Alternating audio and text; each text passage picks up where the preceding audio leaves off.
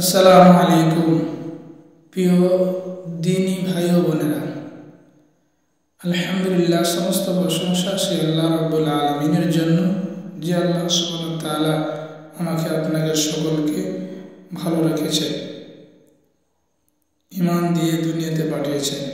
তাই আল্লাহ সুবহানাহু ওয়া তাআলার অশেষ মেহেরবানির কারণে আমি আপনাদের সামনে আজকের একটি গুরুত্বপূর্ণ ভিডিও দেখাতে চাই। মেহরবানি করে ভিডিওটি শেষ পর্যন্ত দেখবেন আমল নিয়তে, এবং শেষে ভিডিওটি গুরুত্বপূর্ণ মনে হলে অবশ্যই একটি কমেন্ট করবেন। এখন যিনি আলোচনা করছেন হযরত মাওলানা মুফতি আরিফ বিন হাবিব। কাছে 1000 স্বর্ণ মুদ্রা ঋণ চাইছে। 1000 স্বর্ণ মুদ্রা ঋণ চেয়েছে। 1000 স্বর্ণ মুদ্রার মালিক আপনাদের এই যুগে এই এলাকার কেউ থাকলে আপনি কুচিকুতি এলাকার সবচেয়ে বেশি। তো 1000 স্বর্ণ মুদ্রা চাইছে ঋণ এক ব্যক্তি আরেক ব্যক্তির কাছে। তো যার কাছে চাইছে ঋণ দাতা, উনি বললেন ইতিনি বিশুহাদা, সাক্ষী আনো, তোমার যে 1000 স্বর্ণ মুদ্রা দিব, সাক্ষী আনো। তো যিনি দিবে ঋণ উনি বললেন কাফা বিল্লাহি শাহিদা, সাক্ষী তো আনতে পারবো না, আল্লাহ সাক্ষী হিসাবে যথেষ্ট। আল্লাহরে সাক্ষী রাখলাম। এবার ওই ব্যক্তি বললেন ইতিনি বিল কাফিল, তাহলে কোন জিম্মাদার নিয়ে আসো, তুমি টাকা না দিতে পারলে তোমার হয়ে যে টাকা দিয়ে দিবে এমন কোন কাউকে নিয়ে আসো। উনি জবাব দিলেন কাফা বিল্লাহি ওয়াকিলা, জিম্মাদার হিসাবেও আল্লাহ যথেষ্ট। আমি আল্লাহকে সাক্ষী বানাইলাম, আল্লাহকে জিম্মাদার বানাইলাম। সাক্ষী আনো, আল্লাহ সাক্ষী, জিম্মাদার আনো, আল্লাহ জিম্মাদার। তাদের মাঝে ভয় ছিল, এই যে স্ট্যাম্প হয়, সাক্ষী হয়, সব হয়, সব হওয়ার পরেও 20 বছর পর দেখতেছেন আপনি যেই জায়গায় বাড়ি বানাইছেন, বিল্ডিং বানাইছেন টাকা পয়সা দিয়ে কিনা, এই বিল্ডিং নাকি আরেকজন। কারণ যা আপনার কাছে বিক্রি করছে এই জায়গা ঠিক নাই, আপনি কাগজপত্র দেখছেন সব ঠিক, কোনো ভুল নাই। 20-30 বছর বসবাস করার পরে আপনি দেখছেন খতিয়ান কিভাবে জানি একটু ডাপলা ছিল, এটার কারণে আপনি ধরা খেয়ে গেছেন। তো বলতেছে টাকা সাক্ষী কোথায়? আল্লাহ সাক্ষী। কথা হলে তুমি দিতে না পারলে যে দিবে এমন কাউকে বানাও, আল্লাহ যথেষ্ট। তো যিনি ঋণ দিবে তিনি ওই ব্যক্তির কথা শুনে বললেন সাদাক্তা, আমার দিল সাক্ষী দেয় তুমি যা বলছো সত্য কথা, তোমার কথা আমি বিশ্বাস করলাম। তুই সত্য বলছো। ওই যে মানুষগুলো ভালো ছিল তো। এবার ওই ব্যক্তি দাফাহা ইলাইহি ইলা আজালিম মুসাম্মা, নির্দিষ্ট একটা মেয়াদে 1000 দিনার স্বর্ণ মুদ্রা দিয়ে দেয়। বিশ্বাস কাকে বলে দেখেন, স্বর্ণ মুদ্রা দিয়ে দেওয়ার পর ফাখরাজা ফিল বাহরি, যিনি ঋণ নিলেন 1000 স্বর্ণ মুদ্রা, উনি সমুদ্র পথে সফর করলেন। কাযা হাজাতা, টাকা যেই কারণে নিলেন প্রয়োজন পুরা করলেন। প্রয়োজন পুরা করার পর নির্দিষ্ট সময়ে টাকা পৌঁছানোর জন্য এবার লোকটা প্রস্তুত। যিনি ঋণ নিয়েছেন, ঋণদাতাকে টাকা পৌঁছানোর জন্য লোকটা এবার চিন্তা করলেন কি করা যায়। টাকা রেডি, সব রেডি। এবার নদী পাড়ি দিয়ে ওই লোকের কাছে যাওয়ার জন্য একটা নৌকার প্রয়োজন, জাহাজের প্রয়োজন। ফালতামাসা মারকাবান, যানবাহন তালাশ করতে লাগলো। ইয়ারকাবুহু, যে যানবাহনে চড়বে। ইয়াকদামু আলাইহি লিল আজালিল্লাযী আজ্জালা, যানবাহনে চড়ে নির্দিষ্ট সময়ে যেন টাকা দিতে পারে এই জন্য যানবাহন তালাশ করতে লাগলো। আল্লাহর কি কুদরত, ফালাম ইয়াজিদ মারকাবা, কোন যানবাহন নদীতে পায় না। নৌকা নাই, জাহাজ নাই, ট্রলার নাই, লঞ্চ স্টিমার কিচ্ছু নাই। টাকা তো দিতে হবে। সাক্ষী রাখছে কাকে? আল্লাহকে।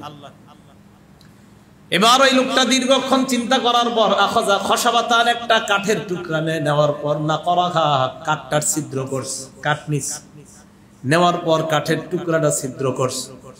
ফাদখালা ফিহা আলফা দিনার, ওই কাঠের টুকরার ভিতর 1000 স্বর্ণ মুদ্রা ঢুকাইছে। লুকানোর পর ওয়াসহিফাতাম মিনহু ইলা সাহিবিহি, একটা চিঠি লেখছে, ওই চিঠিটাও 1000 স্বর্ণ মুদ্রার সাথে কাঠের ভিতর দিয়ে দিছে। সুম্মা জাজ্জাজা মাউদিআহা, যেই জায়গাটা ছিদ্র, ওই ছিদ্রটা ভালোভাবে বাঁধছে, ভালোভাবে বাঁধাই করছে। বাঁধাই করার পর সুম্মা আতা বিহা ইলাল বাহর, ওই কাঠ নিয়ে সমুদ্রের কিনারায় আসছে। আসার পর ফাকালা আল্লাহুম্মা, আল্লাহর দিকে তাকিয়ে বললেন, আল্লাহ ইন্নাকা তা'লামু, মাবুদ তুমি জানো, আন্নী কুনতু তাসাল্লাফতু ফুলানান আলফা দিনার, বনি ইসরাইলের ওই ব্যক্তির কাছ থেকে আমি 1000 স্বর্ণ মুদ্রা চেয়েছিলাম। সালানি শাহিদা, সাক্ষী চেয়েছিল। ফাকুলতু কাফা বিল্লাহি শাহিদা, আমি বলেছি আল্লাহ সাক্ষী হিসাবে যথেষ্ট। ফারাদিয়া বিকা, মাবুদ ওই লোকটা তোমাকে সাক্ষী হিসাবে রাখার কারণে সন্তুষ্ট হয়েছে।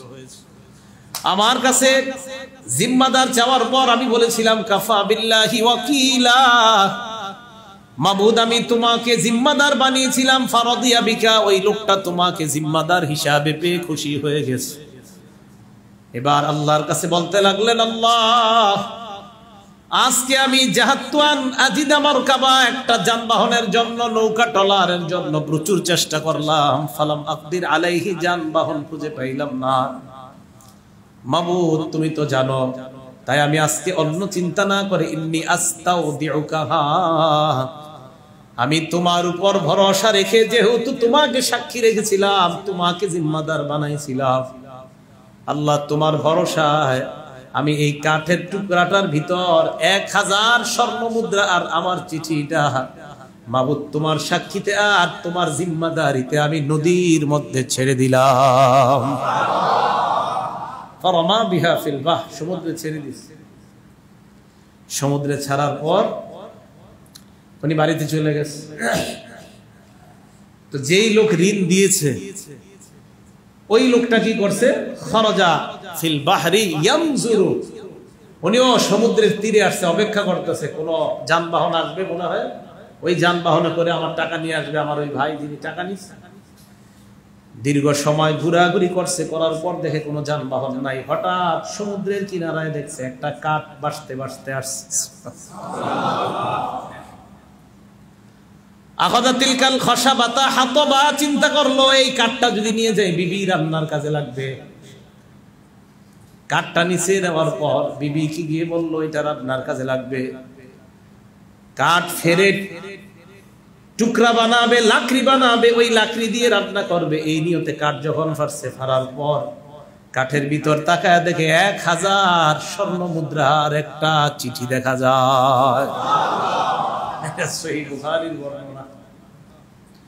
রাসূল আকরাম সাল্লাল্লাহু আলাইহি সাল্লাম বলেন, ওই লোক চিঠির মধ্যে দেখে যে এরকম এরকম ভাই, আমি তো তোমার টাকা দেওয়ার জন্য আমি এরকম যানবাহন তালাশ করেছি, পাই নাই, তাই আমি বাধ্য হয়ে কি করব, শেষমেশ এই পন্থা অবলম্বন করেছি। চিঠির মধ্যে এটা লেখা। উনি আবার কি করছে, যিনি টাকা দিয়েছে আর কি, যিনি ঋণ নিছিল, উনি আবার কিছুদিন পরে যানবাহন পাইছে, আবার 1000 দিনার স্বর্ণ মুদ্রা নিয়ে রওনা করছে, ওনার কাছে আসছে। চিন্তা করছে যদি ওইটা না পেয়ে থাকে তা আমি আজকে এটা দিয়ে দিই। আসছে, আসার পর কয় 1000 স্বর্ণ মুদ্রা নাও। ঋণদাতা যিনি ঋণ দিয়েছে তিনি বললেন, তুমি কি এমন এমন করেছো কিনা, কোনো কাঠের টুকরার ভিতরে 1000 স্বর্ণ মুদ্রার একটা চিঠি পাঠিয়েছিলে কিনা? হ্যাঁ, আমি একটা স্বর্ণ মুদ্রা, একটা কাঠের টুকরার ভিতর 1000 স্বর্ণ মুদ্রা চিঠি লিখেছিলাম। আল্লাহকে সাক্ষী রেখে, আল্লাহর উপর ভরসা করে, আল্লাহকে জিম্মাদার বানিয়ে নদীর মধ্যে ছেড়ে দিয়েছিলাম, সমুদ্রের মধ্যে ছেড়েছিলাম। ঋণদাতা কয়, তোমার আর নতুন করে 1000 স্বর্ণ মুদ্রা দেওয়ার প্রয়োজন নাই। তোমার ওই দিন ওই কাঠ বাসতে বাসতে আমার বাড়ির এই সমুদ্রের কিনারায় পৌঁছে যায়। টাকা পেয়ে গেছে। কি বুঝাইতে চাইলাম, নিয়ত যদি থাকে আপনি দিবেন কারো টাকা, আল্লাহ ব্যবস্থা করে কোনো না কোনো ভাবে ওই টাকা পৌঁছানোর ব্যবস্থা আল্লাহ করে। তা আপনি তো নিয়তে করবেন, আপনি দিবেন না, এই নিয়তে টাকা নিচ্ছেন আরেকজনের থেকে। আপনার নিয়ত হলো তার টাকা মেরে দিবেন, তা আল্লাহ আপনাকে ধ্বংস করবে। আর যদি আপনার নিয়ত থাকে না টাকা দিবেন, দেখছেন আপনি কিভাবে আল্লাহ টাকা পৌঁছাইছে, কারণ নিয়ত ছিল, পাকা নিয়ত ছিল। এই জন্য আমানত মানুষ এটাকে লুটের মাল মনে করবে। একজনের টাকা পাইলে মনে করবে বাস কোনো মধ্যে 10,000 টাকা ঋণ নিলাম তো নিচে কি সেটা তো আমার, আর দিবে না মানে এটাই নিয়ম, বাস লুটে বুটে এটা শেষ খেয়ে ফেলছে। তো এই সময়টা কি ভবিষ্যতে আসবে না চলতেছে?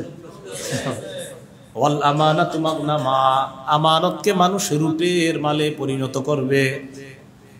এ হলো 2 নম্বর অপরাধ।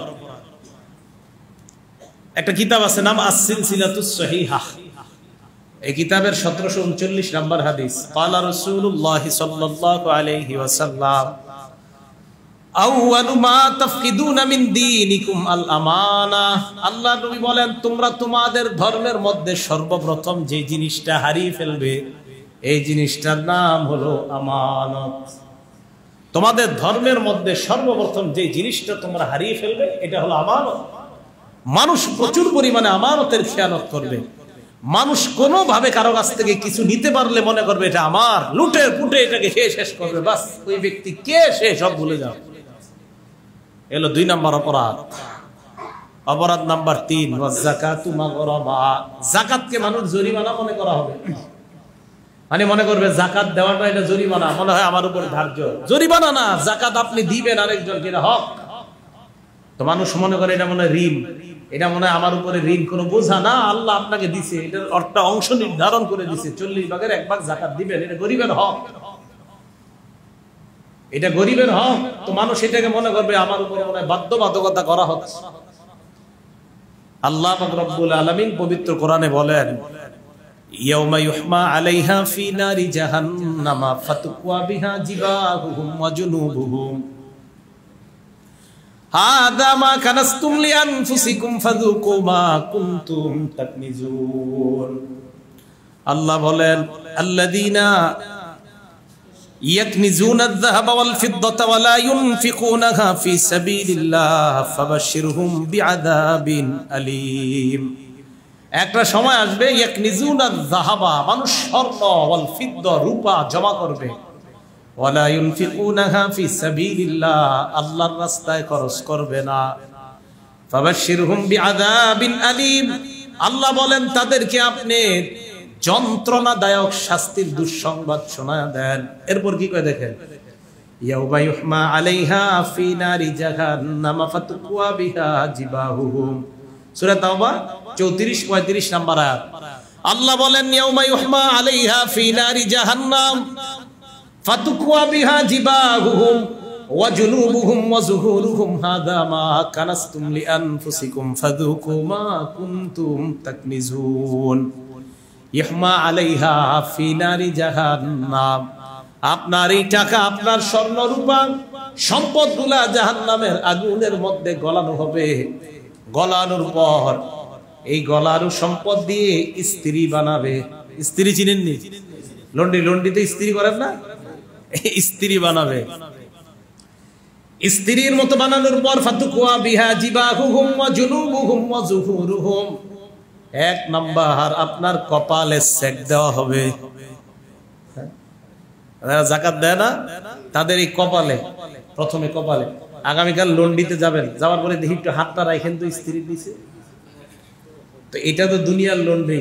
আল্লাহ যেটা দিবে এখানে ফাতুকওয়া বিহা জিবাহুম, কপালে তুকওয়া, কাওয়া ইয়াকবি, বিজ্ঞান মানে লন্ড্রি করা, স্ত্রী করা, এখানে দেওয়া হবে চেক। 1 নাম্বার কপাল, 2 নাম্বার ও জুনুবুহুম, এরপর পার্শ্বে দেওয়া হবে, 3 নাম্বার ও যুহুরুহুম, পিঠে দেওয়া হবে। আল্লাহ 3 অঙ্গের নাম কেন বললেন? কপালের কথা বললেন, পার্শ্বের কথা বললেন, পিঠের কথা বললেন। যাকাত কারো কাছে যাওয়ার পর যাকাত দাতা যদি যাকাত দিতে না চায়, 1 নাম্বার কপালটা কুচকায়। আল্লাহ কপাল কুচকায়, তাই কপাল 1 নাম্বার। 2 নাম্বার ও জুনুবুহুম, পার্শ্ব কেন বললেন? কপাল কুচকানোর পর গামছাটা গলায় দিয়ে, সাদা লুঙ্গিটা এইভাবে হাত দিয়ে জমিদারের মতো এইভাবে পার্শ্ব দেখায়। প্রথমে কপাল কুচকানোর পর ওই লোকটা যাকাত যিনি চাইছে উনি এই জায়গায় দাঁড়ায় আছে, আর সাহেব এতক্ষণ কপালটা ছিল তার দিকে, এবার এইভাবে অ্যাঙ্গেল উনি ওই দিকে। তো এই লুঙ্গিটা ধরে যাও যাও, পার্শ্ব দেখাইলো, আর যাও যাও যাও, শেষমেশ পিঠটা দেখায়, আরে হয়েছে যাও। তাই আল্লাহ 3 অঙ্গের কথা বললেন। এই 3 অঙ্গ দ্বারা শুধু 3 অঙ্গ উদ্দেশ্য না, পুরা শরীরে ছেক দেওয়া হবে, কিন্তু সাধারণত মানুষের কাছে পাওনা জাকাত মানুষের কাছে চাইলে, অর্থ চাইলে মানুষ কপাল কুচকায়, পার্শ্ব দেখায়, ভাব নিয়ে কথা কয়, পিছন দেখায় ভাব না, যাও যাও যাও। এই জন্য আল্লাহ 3 অঙ্গের কথা বললেন। তাই যারা জাকাত না দেয় তারা তৈরি হয়ে যান। আমার আল্লাহ যেহেতু বলছে নিঃসন্দেহে আপনাকে এইভাবে ছেক দেওয়া হবে, কোনো সন্দেহ নেই। যারা জাকাত দেয় না, আল্লাহ আমাদের সকলকে বকেয়া জাকাত যারা দেন নাই ওই জাকাত গুলা যেন আদায় করে নিতে পারে, আল্লাহ তৌফিক দান করেন। জাকাত আগে যারা দেন নাই এগুলো দিতে হবে, কিন্তু ওইগুলা দিতে হবে। আলেমদের সাথে বসবেন, হুজুর ভুল হয়ে গেছে, আমি তো গত 10 বছর জাকাত দিই না, কি করবো? ওলামাদের সাথে পরামর্শ নিবেন যে আমার এখন কি করণীয়। ভাই আপনি মারা যাবেন, মারা যাওয়ার পর আপনার সন্তানরা আপনারে কবর দিয়ে আসবে। এই যে আপনাদের পোস্টারে লেখা কবরবাসীদের রুহের মাগফিরাত কামনা, হ্যাঁ, একবার আপনাদের মনে পড়ে না এই যে বারবার শব্দগুলা লেখে কবরবাসী কবরবাসী? এটা তো আজকে পড়তেছেন, আগামীকাল আপনার আর আমার জন্য এটা আরেকজনে পড়বে কবরবাসী।